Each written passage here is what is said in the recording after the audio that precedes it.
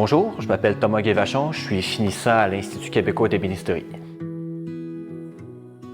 Ce qui m'attire le plus dans le travail du bois, c'est beaucoup l'histoire. Je suis un grand passionné d'histoire, donc mon gros plaisir, ça va être d'aller chercher des sources historiques, d'essayer de les reproduire ou du moins de m'en inspirer le plus possible pour tout ce qui est fabrication, conception, inspiration, toute la démarche artistique. Je vais pousser ça vers l'histoire parce que c'est ce qui m'attire le plus et ce que je suis le plus à l'aise avec.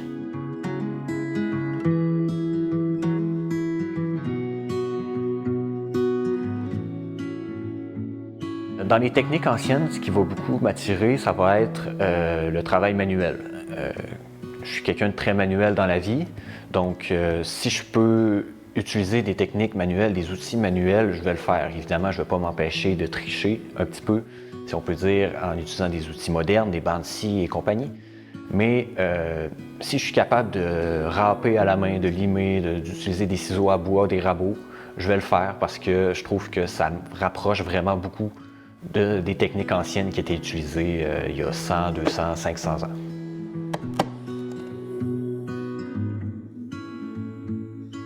En tant qu'artisan, mes valeurs, c'est beaucoup l'exactitude historique. Donc, quand j'essaye de trouver une source, quand j'essaye de la reproduire, ben, j'essaye le moins possible d'aller dans l'interprétation un petit peu plus fantaisiste. J'essaye de vraiment recréer comme on le faisait, comme quelqu'un l'aurait fait dans le temps. Souvent, j'aime me dire que quelqu'un qui a 500 ans, qui vient voir un meuble que je viens faire aujourd'hui, en 2022, pourrait dire « Wow, c'est très beau, je mettrais ça dans ma pièce ».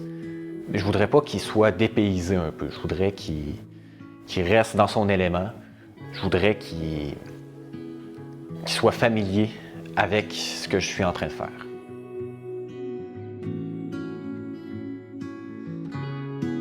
Je pense que ce que j'ai le plus retenu de mon parcours à l'IQE, ça a été la précision.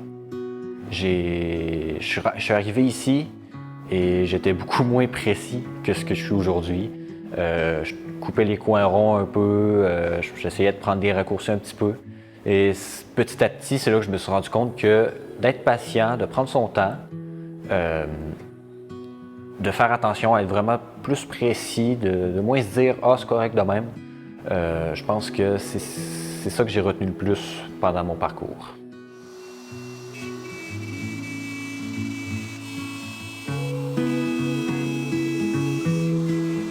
L'étape que j'aime le plus en ébénisterie, ça va être l'étape de l'assemblage.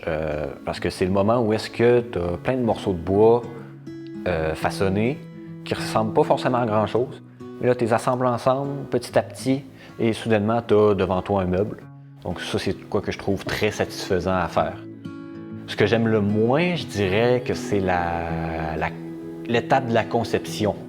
Parce que je suis quelqu'un de très manuel, donc j'ai plus envie de faire de l'atelier que d'être assis devant un ordinateur à faire des plans toute la journée. Mon projet après l'école, ce serait d'ouvrir mon propre atelier pour pouvoir partager avec les gens ma passion pour l'histoire et le mobilier historique, pour pouvoir leur offrir du mobilier sur mesure pour étendre cette passion-là à d'autres personnes.